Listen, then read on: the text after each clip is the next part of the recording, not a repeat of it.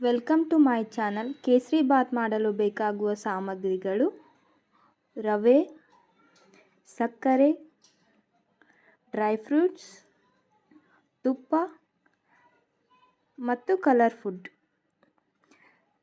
ಮೊದಲಿಗೆ gas stove on ಮಾಡಿಕೊಂಡು ಪಾತ್ರೆಗೆ ತುಪ್ಪ ಹಾಕಿ ನಂತರ ರವೆ ಹಾಕಿ ಚೆನ್ನಾಗಿ ಹುರಿದುಕೊಳ್ಳಬೇಕು.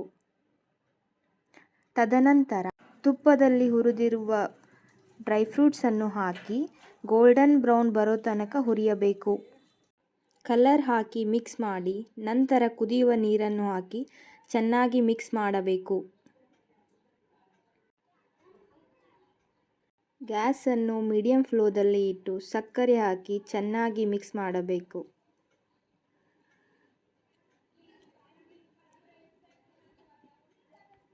ಮಿಕ್ಸ್ ಮಾಡಿದ ನಂತರ ಕೇಸರಿ ಬಾತ್ ಸವಿಯಲು ಸಿದ್ಧವಾಗುತ್ತದೆ.